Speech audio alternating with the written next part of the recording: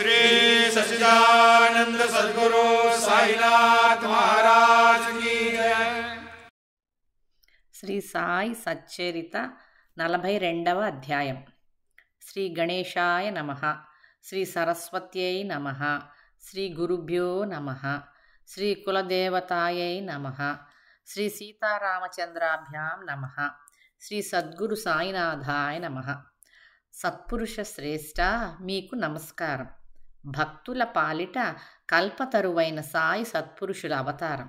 వారు దీనులకు తమ పాదాలయందు ఆశ్రయాన్నిచ్చి భవనదిని దాటే మార్గాన్ని చూపుతారు. గత అధ్యాయంలో సాయి యొక్క పటం జల నిమజ్జనం నుండి ఎలా తప్పించుకొని రక్షింపబడింది అన్న విశిష్టమైన మధుర కథ చెప్పబడింది. బాబా ఒక భక్తుని కలలో కనిపించి జ్ఞానేశ్వరిని పఠించమని స్పష్టంగా ఆజ్ఞ ఇచ్చి అతని కోరికను తీర్చిన కథను కూడా విన్నారు. సారాంశం: గురు కృపాయోగం కలిగితే భవభయ దుఃఖాలు తొలగిపోతాయి. ముక్తి మార్గ ద్వారాలు తెరుచుకుని కష్టాలు సుఖాలుగా మారిపోతాయి. నిత్యం సద్గురు చరణాలను స్మరిస్తే విఘ్నాలను కలిగించే విఘ్నం తొలగిపోతుంది. మరణానికి కూడా మరణం వచ్చి ప్రాపంచిక దుఃఖాలను మర్చిపోగలరు. అందువలన శ్రోతలు తమ శ్రేయస్సు కోసం ఈ సాయి సమర్థుని చరితాన్ని శ్రవణం చేయండి. దీనివలన శీఘ్రంగా అత్యంత పావనులవుతారు. ఇప్పుడు ఈ అధ్యాయంలో మనం సాయి యొక్క స్వభావాన్ని, అంటే వారి మనసులోని కాఠిన్యాన్ని లేదా మృదుత్వాన్ని గురించి వర్ణించుకుందాం. ఇంతవరకు ఏకాగ్ర చిత్తంతో బాబా యొక్క లీలలను విన్నట్లే ఇప్పుడు బాబా తమ శరీరాన్ని త్యజించిన వృత్తాంతాన్ని శ్రద్ధగా వినండి. బాబా యొక్క సహవాస సుఖాన్ని అర్ధ శతాబ్దం కంటే ఎక్కువ కాలం అనుభవించి ఆనందించిన షిరిడీ ప్రజలు ధన్యులు. సంవత్సరము 1840లో దక్షిణాయన ప్రథమ మాసంలో శుక్లపక్షంలోని విజయదశమి రోజున కీర్తి శకము 1918వ సంవత్సరం అక్టోబరు 15 బాబా శరీరాన్ని వదిలారు. ముసల్మానులు మొహరం నెలలోని 9వ తారీఖున కత్తల్ రాత్రి రోజున సుమారు 3వ జామున, అంటే మధ్యాహ్నం 2 గంటలప్పుడు బాబా నిర్వాణానికి సిద్ధమయ్యారు. బుద్ధుని బుద్ధ జయంతి రోజున సాయి యొక్క పుణ్యతిథి. దేవతల జయంతి వలనే సత్పురుషుల పుణ్యతిథి కూడా జరపబడుతుంది. 12:30 గంటలు గడిచి దశమి కాలం పూర్తిగా దాటిపోయి ఏకాదశి వచ్చింది కనుక సాయి యొక్క నిర్వాణ కాలం ఏకాదశి. సూర్యోదయం నుండి తిథిని పాటిస్తే ఆ రోజు తిథి దశమి. అందువల్ల సాయిబాబా నిర్వాణం విజయదశమిగా భావించి ఆ రోజు ఉత్సవం చేస్తారు. మంగళవారం చాలా ప్రసిద్ధి చెందిన కత్తల్ రాత్రి రోజు అని సాయి మహారాజు తమ జ్యోతిని విశ్వజ్యోతిలో ఐక్యం చేశారు. వంగదేశంలో ప్రసిద్ధమైన దుర్గాపూజ పర్వదిన సమాప్తి రోజు ఉత్తర హిందూస్థానంలోని వారందరికీ ఉత్సవ దినం.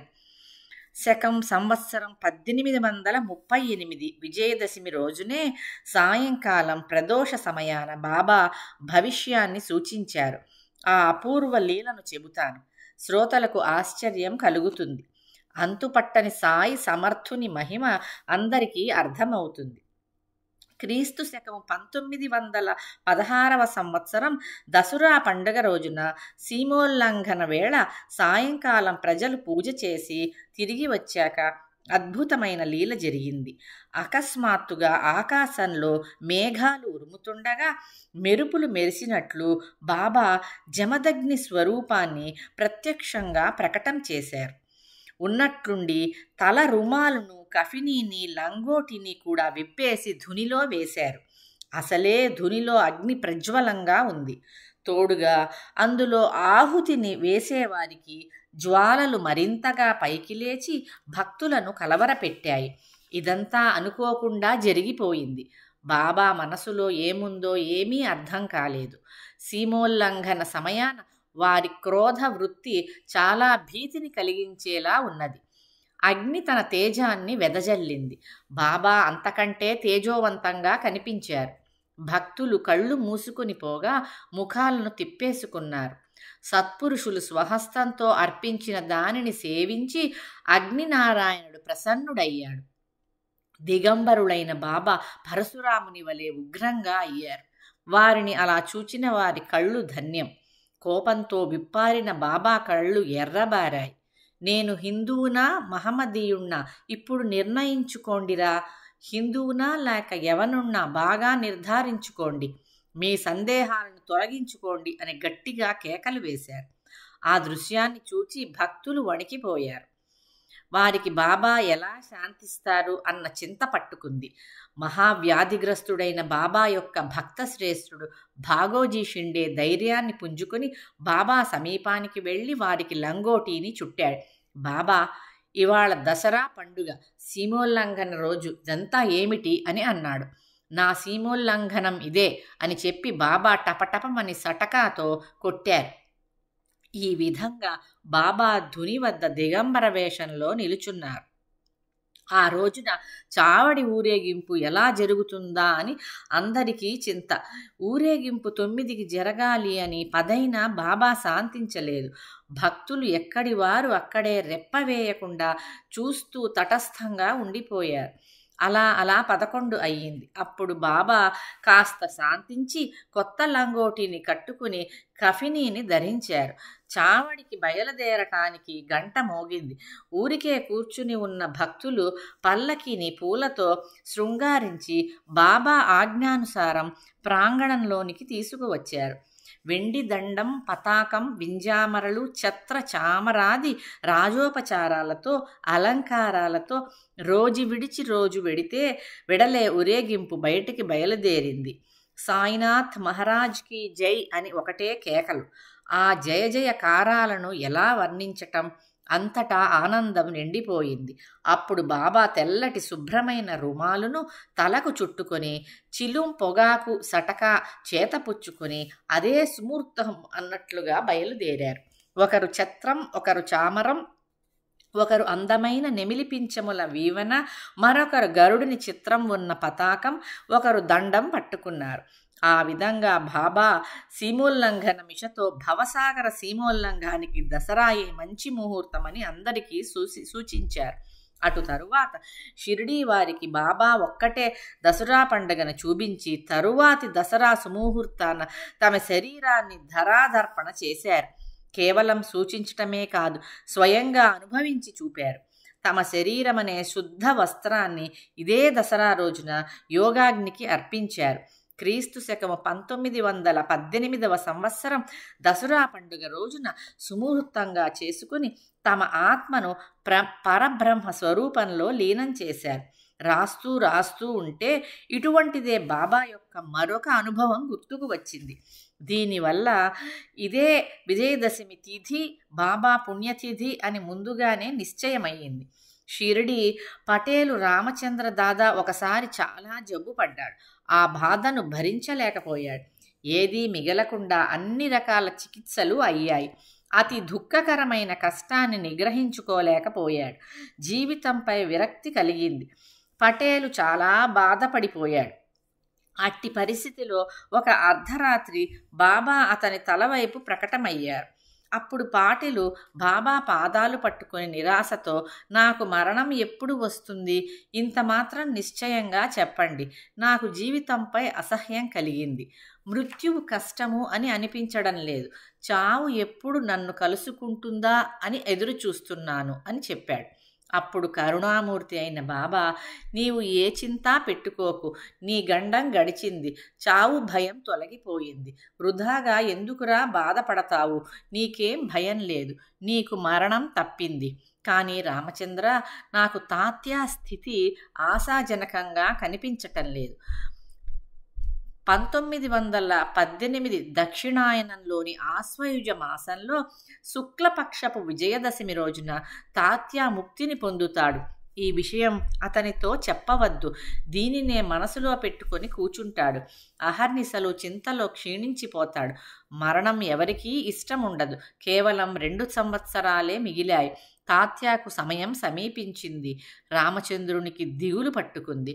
బాబా మాట వజ్రలేపనం వంటిది. తాత్యాకు చెప్పకుండా రహస్యంగా ఉంచాడు. బాల అనే దర్జీ చెవిన వేసి ఈ విషయం ఎవరికీ తెలియజేయవద్దు అని వేడుకున్నాడు. వారిద్దరికీ చింత పట్టుకుంది.